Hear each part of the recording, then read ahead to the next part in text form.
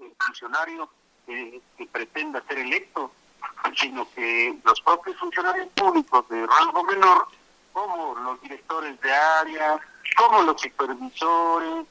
Pues yo lo primero que haría, si quisiera hacer una ley 3 de 3, es que todos los supervisores de este país, supervisores de lo que sea, me dieran su 3 de 3. Porque esos son los que se llevan todos los cochupos. Sí, no. Pues... Los cochupos que afectan más la actividad productiva. Porque los otros cochupos, los cochupos de grandes alturas, los cochupos de buen nivel, los que implican a los más altos funcionarios del país, ya sea electos o no electos, perdón, me estoy preparando un café. Estos funcionarios no electos o electos, estamos hablando de los diputados que trafican concreto y específicamente con leyes a modo para un sector, y por eso se han vuelto tan famosos los cabilderos. Okay. Los que muchos les llaman lobistas. No hablamos de nuestro jefe máximo, Lobito. El Leobardo González, ¿no? Esos son otros, ¿verdad? No, esos son otros. Los lobistas son los que hacen antesala ante la Cámara de Diputados, Cámara de Senadores, para gestionar por medio de ellos el que alguna ley, el que alguna acción tenga determinados matices dirigidos, por supuesto, pues a apoyar a los que siempre son apoyados, la clase pudiente y la que puede, evidentemente, pagar. ¿Eso no es cabildeo, no? Es el cabildeo, los lobistas. Sí, es el cabildeo. Es el coyotaje de las leyes. Eso, les dicen lobistas por lobby, les dicen cabildeo elegantemente, son pero los son coyotes. Viles coyotes de la... Son coyotes. Sí. Y si nosotros, por ejemplo, en el momento que tratamos de legislar sobre corrupción, si nos abocáramos a legislar también sobre las funciones específicas simplemente de los famosos gestores primero y después de los otros, los que tienen que hacer una supervisión, los dichosos inspectores. Ajá. En salud, en obras públicas, todos van a una obra que está empezando a funcionar y que no ha salido el permiso, pero que ya les dijeron que pueden trabajar. Llega el inspector de obra pública y si no les enseñan un papel, y aunque lleven papel, le van a encontrar tienen algo. Que retratarse. Le van a encontrar algo, le llevan lo suyo. Tienen que retratarse. Sí. Entonces, evidentemente, hermanito, estamos ante una situación en la cual la Constitución está siendo absolutamente rebasada por la realidad, inoperante en la realidad, no porque sus preceptos no sean válidos. Pero sí hay varios problemas de fondo en cada artículo. Fíjate, como ya llevamos 8 artículos en este programa de reflexiones constitucionales y no he encontrado uno bueno. De verdad, todo parece que está hecho con la maña de usarlo a su antojo. Ajá. Fíjate, el otro día, precisamente hablando con Álvaro Martínez, ¿te acuerdas? Dice, no, es que las leyes estarían mejor si las hicieran abogados. No, es que no es un problema de abogacía, no. Es un problema de aplicación, sí. Pero más que de aplicación, de respeto. Sí. Porque si tú no respetas un precepto constitucional, bueno, pues evidentemente lo único que estás acreditando es que alguien está violando la ley. Porque el que no respeta el precepto constitucional viola la ley. Es simple, así, muy elemental. Claro que le buscan, le dan la vuelta y hasta te la voltean, ¿no? Y resulta que tú eres el criminal. Como es el caso ahorita de los maestros, ¿no? Que ya los criminalizaron de tal manera que ve el manejo, todos los movimientos de fuerzas federales que se están empleando para contener una protesta que debería de haberse resuelto en un escritorio. Mira, es que nosotros tenemos que tener claro, muy claro, cuál es la lucha de los maestros. Ajá. Desde aquí tenemos que decirlo. Ellos ejercieron su derecho de petición. Así es. Sí, primeramente. se ampararon ante una autoridad competente. Ajá. Hicieron todo el recorrido jurídico de cualquier integrante cumplieron con la ley. Del pueblo mexicano, cumplieron con la ley. No es que no esté de acuerdo porque no estás considerando a los maestros de carácter indigenista, a los maestros bilingües, a los maestros rurales, a los maestros que no tienen todas las ventajas que tiene el maestro urbano, porque no llega el internet, porque los libros que les llegan con una guía, ¿sí? Y esos libros evidentemente tienen que ser cubiertos en su totalidad, y las preguntas que vienen no vienen ni en los libros. Entonces ha sido la crítica, por eso muy importante decirle a nuestros amables escuchas que busquen en Twitter o en Facebook a Manuel Gilantón. Le ponen ustedes al buscador Manuel Gilantón en Facebook o y revisar sus análisis, ¿verdad? Y revisemos sus análisis para que no sea... Nada más para que no crean que somos nosotros los tendenciosos, ¿verdad? Sí, para que no digan, bueno, no soy un experto, no me considero experto, pero sí te digo dónde está el experto. ¿Sí? Los propios maestros de la Universidad Autónoma de México, de la UNAM, de la Universidad Nacional, le dijeron en pleno, señor Nuño, lo invitamos a debatir, a platicar sobre su reforma educativa, que no tiene nada de educativa, no hay un solo punto que hable de una cuestión educativa. Pero aquí lo importante y lo más relevante es que le están diciendo, para que tú te puedas evaluar tienes que renunciar a tus derechos. Y eso es anticonstitucional. Sí, no. Y aparte es retroactiva. Porque también hay otro precepto constitucional en el cual ninguna ley es retroactiva. Sí, y estos la quieren hacer. No, es... Entonces pues es francamente desmontable con una facilidad extraordinaria. Es muy fácil de desmontar todo lo que es la reforma supuestamente educativa. De educativa no tiene nada, porque yo he preguntado, le he preguntado al propio Nuño, oiga, dígame qué tiene de educativa, dígame usted. Oriente. ¿Cuál es la teoría? Sí, dígame cómo está, ¿no? ¿Cuál es la teoría pedagógica que está utilizando para evaluar a los maestros? Dígame usted cuáles serían las perspectivas de largo plazo. Evaluarlos nada más, pero evaluar no es suficiente. Primero tendremos que irnos a la infraestructura. Primero tenemos que revisar qué hay realmente, sí, en las condiciones materiales de las escuelas. Luego los mismos materiales de las escuelas. Después la tecnología de las escuelas. Y luego que ya hayas hecho esa revisión y que digas, tenemos varias cosas que están equivocadas, vamos a corregirlas porque esta escuela no tiene baños, no tiene electricidad, está al aire libre. Bueno, vamos a hacer una escuela en forma, ¿sí? Hacemos una escuela en forma y a partir de ahí pues ya encontramos otro elemento que tenga un mayor atractivo. Ahora, pero si ni siquiera hacemos estamos encontrando una situación en donde ya se trata de un movimiento en el cual gran parte de la población está apoyando a los maestros ya para que esto se defina, pero a favor de los maestros, o sea, que se modifique ya la reforma, claro, porque y eso es un derecho de petición, que el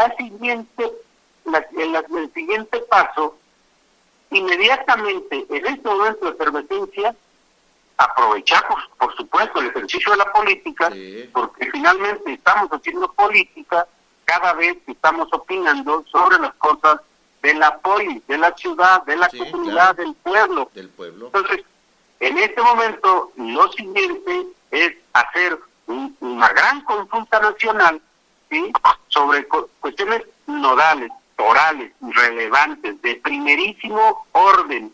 A ver, ¿qué es lo más relevante en este momento?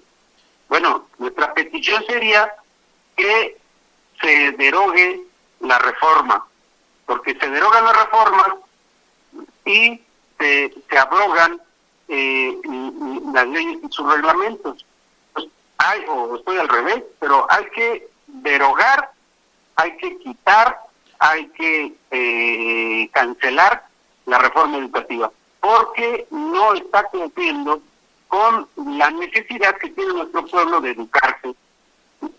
Porque nada más están avalando los maestros. Dígame qué están haciendo por los niños, y se quejan de los niños y se desgarran las vestiduras y dicen que los niños no tienen clases, pobrecitos, y cuando les ha preocupado a los exquisitos la educación de los niños indígenas, de los niños rurales, que no vengan de hipócritas a inventarnos, que están preocupados por los niños. Pobrecitos niños, no están yendo a la escuela y entonces les están quitando su derecho a la educación. Futuro. No, el derecho a la educación se lo está quitando el gobierno cuando ellos mismos en su ley educan. Sí, pero lo que estamos viendo es que están criminalizando al maestro y ellos pero, de forma cínica. Pero vienen infinidad de cosas de la mano, porque mira, en los libros de texto es un hecho que ya se van a vender, ya no van a ser gratuitos, ¿sí? Los libros de texto han sido desvirtuados en su misión original, delineó perfectamente José Vasconcelos, que no era ningún tarugo, era una luminaria, una lumbrera intelectual. Entonces, si no tenemos un individuo del tamaño de José Vasconcelos, no puede predicar una reforma educativa que hizo Choipet y que después retomó este otro cuate de Aurelio Nuño. Sí, bueno, pero tú y yo sabemos que ellos no hicieron nada, ellos simplemente están pasando, están cumpliendo las órdenes de alguien más arriba. Pues son cosas que nosotros tenemos que hacer hincapié, porque la reforma educativa no es educativa, porque el asunto de la privatización de la educación es un hecho, tanto que hemos visto que cada vez que la universidad o las instituciones públicas reducen su cupo, inmediatamente le abren las puertas ¿a quién?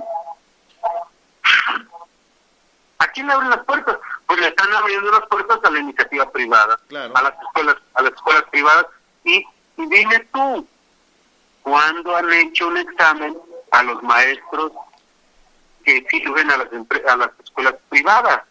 No, bueno, porque ellos... ¿Cuándo se va a evaluar? Entonces, ¿dónde está la educación, no? O sea, realmente lo que quieren, como siempre lo hemos visto, quieren poner orden en sus empleados, ¿no? En los es una reforma laboral tácitamente hablando, ¿no? Así es. No, y bueno, en esta misma tesitura, y para hablar del derecho de manifestación, del derecho de reunirse, tenemos el artículo 9, que me gustaría leerlo de una vez para agotar, es cortito. Dice: no se podrá coartar el derecho de asociarse o reunirse pacíficamente con cualquier objeto lícito, pero solamente los ciudadanos de la República podrán hacerlo para tomar parte en los asuntos políticos del país. Punto. Asuntos políticos del país. Claro. Los maestros tienen todo el derecho de reunirse y de ejercer su derecho pacífico de manifestación. Ninguna reunión armada tiene derecho a deliberar, ¿correcto? Estamos de acuerdo. Ninguna reunión armada tiene derecho a deliberar. Por lo tanto, el ejército mexicano no tiene derecho a opinar, porque está armado sobre las cuestiones de los civiles. ¿Estás de acuerdo? Sí, no, estamos completamente de acuerdo. Están armados, no pueden opinar, Esto es un tema civil. Están armados. Es un tema de la ciudadanía. Dice: no se considera ilegal y no podrá ser disuelta una asamblea o reunión que tenga por objeto hacer una petición o presentar una protesta por algún acto a una autoridad si no se profieren injurias contra esta, ni se hiciera uso de violencia o amenazas para intimidarla o obligarla a resolver en el sentido que desee. Eso es evidente. El pueblo solamente tiene el derecho de petición y de manifestación, no tiene armas, ¿sí? No tiene la facultad en ninguna parte del ejercicio de la violencia, salvo en el legítimo derecho de tu vida, de su propiedad y de su vida, y la de su familia, de tus bienes. Esto significa que el movimiento de los maestros está inscrito dentro de la ley. Por tanto, una vez que determinamos con toda precisión que los maestros están en el ejercicio de su derecho, cualquier cosa que se diga en contrario, sí, no tiene razón de ser. Lo que significa en todo caso que los maestros están ejerciendo su derecho legítimo y que está perfectamente respaldada por la Constitución. Salvo tu mejor opinión. ¿En qué va a parar esto? Porque siempre sí no, ¿te acuerdas que se suponía que ya habían liberado a Núñez Guinés, y no fue así? Ya lo mandaron, creo que a Chihuahua, no sé a dónde.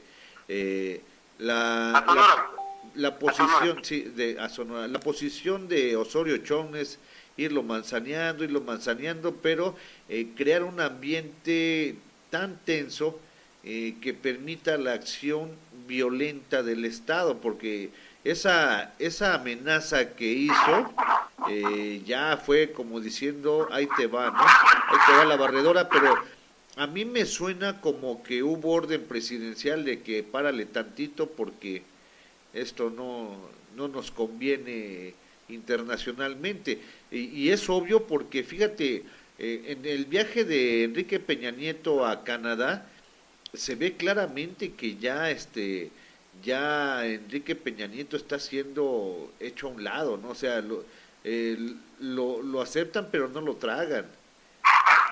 Bueno, el trato discriminatorio del ciudadano presidente de la República es un tema también muy interesante porque desnuda a lo que han convertido la institución presidencial en los últimos sexenios, desde los cabildeos de Salinas, el primer jarvariano que llegó a la presidencia.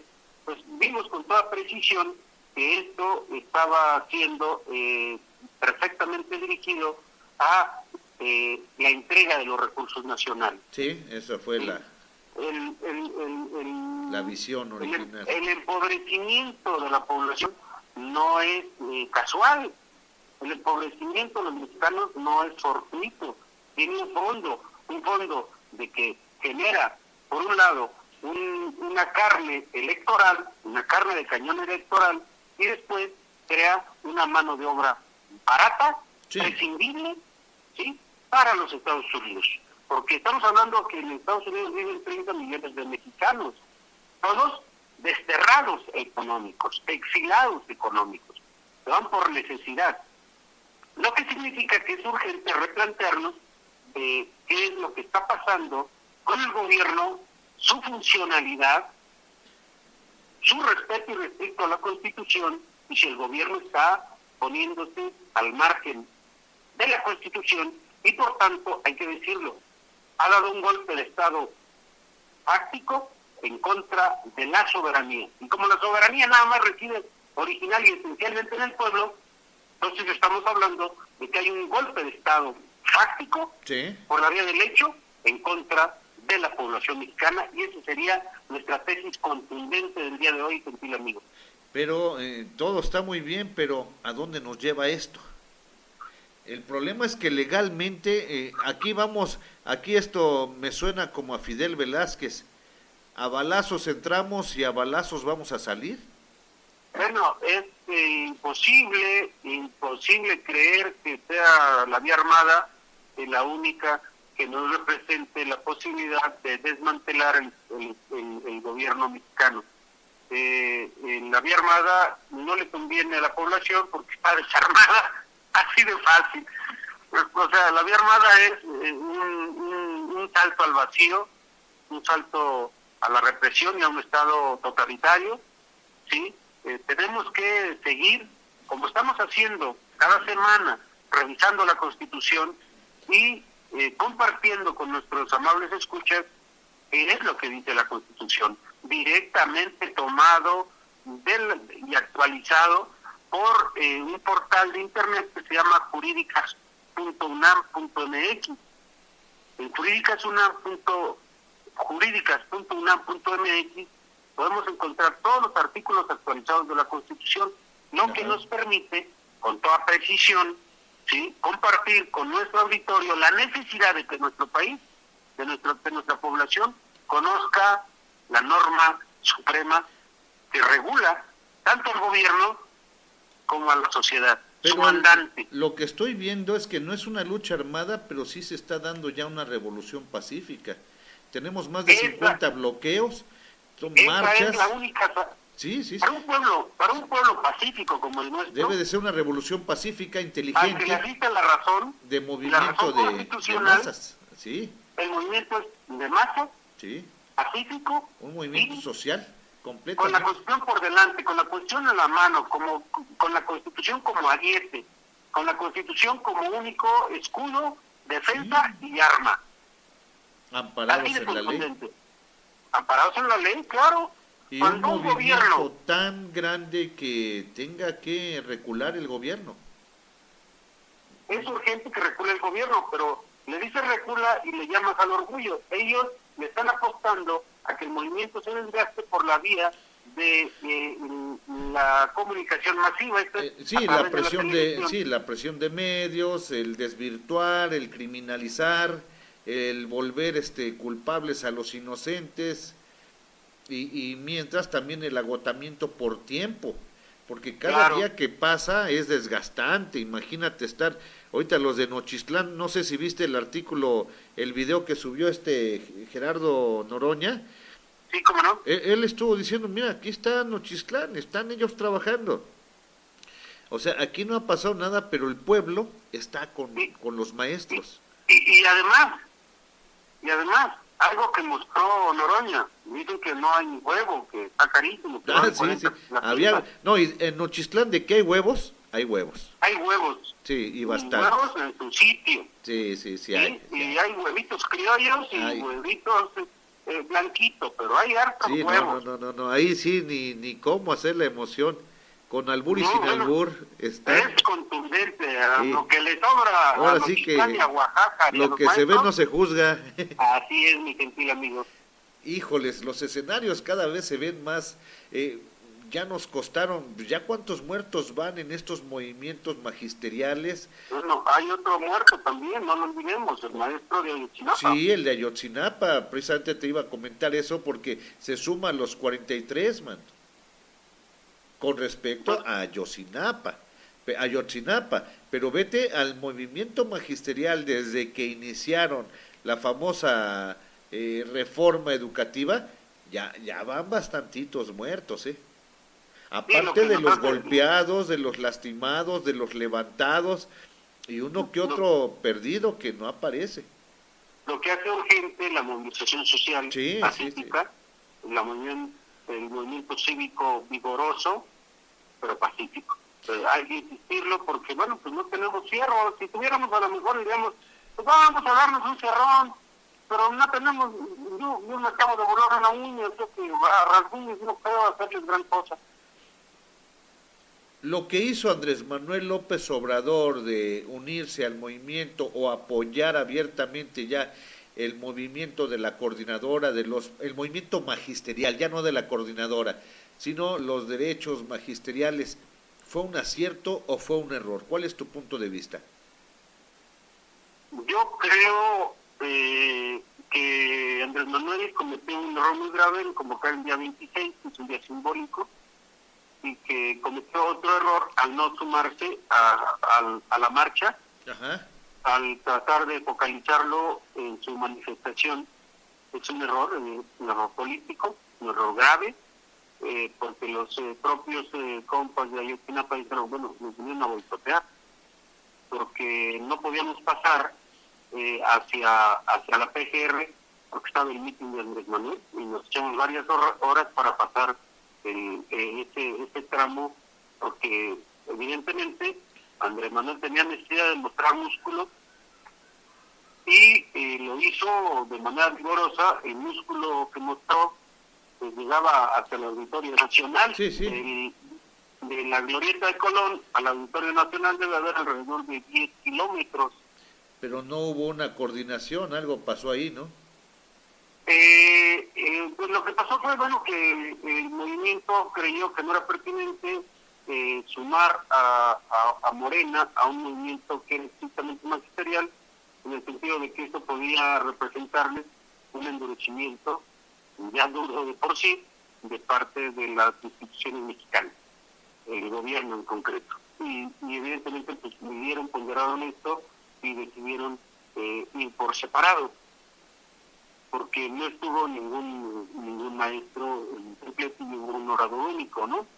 Esto también tiene varias lecturas. Sí, aristas. Y es, por supuesto, pues carnita jugosa para los ultraderechos, para los sentaderos de la comunicación, porque pues, le aventaron a la yugular. Sí. Sin embargo, en otro sentido, la otra lectura que podemos hacer es que el movimiento de Morena, el partido Morena, está vinculando a la sociedad y está haciendo suyos los movimientos más importantes del país, como es el del magisterio, y hacerlo suyo representa también que toda esta gente que lo sigue, pues está consciente de que es necesario su solidaridad con los maestros tan golpeados, tan vilipendiados, tan lastimados, tan humillados, tan perseguidos, tan señalados, tan criminalizados, tan indiciados en todos los términos, porque tenemos a voces civiles en la cárcel.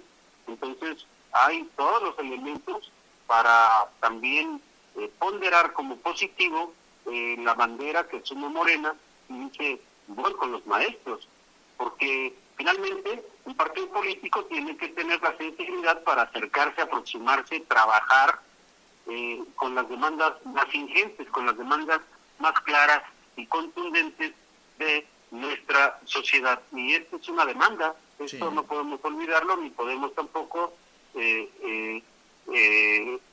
no hacer la lectura correcta y no apoyarlo. Finalmente el movimiento de los maestros es un movimiento legítimo, es un movimiento legal y por consiguiente es apoyable en todos los sentidos. ¿En qué crees que pare esto, Rigoberto? Difícil la lectura, complicada, muy complicada. Creemos que en breve tendrá que haber una movilización mayúscula de la sociedad. Ya se está viendo en Monterrey, ya se está viendo en Nuevo León, está viendo en Chihuahua, está viendo en Guadalajara. Los maestros, los que vayan a firmar, están firmando su sentencia de muerte. Los que vayan a evaluar, se están firmando su sentencia de indefensión jurídica, porque al renunciar a sus derechos, aun cuando son defendidos, pues le complican al abogado esa gestión. Está, pues así que esto está bastante complejo, hermano. Muy complejo, pero bueno, pues tendremos que seguir atentos pues al movimiento y por supuesto tendremos que reunir todas las voces de todos los sectores para apoyar el movimiento de los maestros. Esa es una conclusión que podemos extraer el día de hoy de nuestra intervención. Hay que apoyar a los maestros, hay que apoyar a los normalistas, hay que apoyar la educación, hay que defender la libertad, la laicidad y la gratuidad de la educación con todos los medios. Los países más avanzados del mundo tienen todas sus inversiones puestas y todo su futuro y todas sus su foco está en la educación. Por supuesto, pero eso es tan lógico y tan contundente que no hay necesidad ni siquiera de hacer un análisis bastante fino, acabado. Tráete al analista Rigoberto para que nos hable de la importancia de la educación. No hace falta. Contundentemente visible, pues.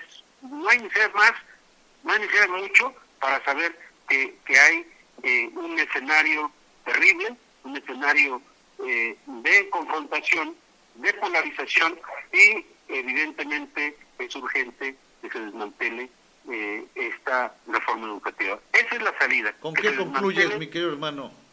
Que se desmantele la reforma educativa. Tiene que abrogarse esa ley, tiene que verse en la medida de lo posible que se haga a la brevedad y que se revise a fondo cuál es el futuro de la educación en México, pero que se invite a los actores a participar, porque si no, ¿cómo voy a hacer una ley si no invito a los actores? Claro. eso es verdaderamente inaudito, gentil amigo. Bueno, mi querido hermano, bueno, pues ya terminamos esta intervención tuya que, como siempre, pues así que nos ayudas a reflexionar, a pensar, a buscarle nuevas aristas, porque de verdad, yo veo que alguien está jugando al fuera de lugar. Yo veo un gobierno que está en la orillita, que tenemos esto a tiro de piedra de un levantamiento armado. Así es, ojalá que no se dé, mi querido amigo, porque no es la salida. Ajá. Y porque además, pues te digo, pues no tenemos cierros. ¿Pues con qué? No hay. Pues de no hay perdida canicas. mentadas, ¿no? Pues sí, pero los esos son los que más ha recibido Peña Nieto el 10 de mayo. Ah, pues ya sabes que no, pues no van, y así pues ¿cómo? No, pues es que las mentadas son como las llamadas a misa. Pues no van. No sirven de gran cosa, mi gentil amigo. Bueno, mi querido Rigoberto, pues te agradezco la intervención de esta noche y como siempre es un gusto escucharte, es un gusto entender porque tú nos dices las cosas de una forma entendible para nosotros los neófitos en toda esta situación. Gracias, No, Rigoberto, siempre es un gusto, es un gusto. No, me la voy a Es creer. un honor ¿A estar quién del con chiquito no, te esa va a es otra. decir de mí? Oye, es un honor estar con Rigoberto. Ah, no, esa es otra, esa es otra. Muy bien, querido amigo. Ándale, mi buen Rigoberto. Un saludo a nuestros amables dos escuchas que siempre están ahí atentos. Siempre atentos.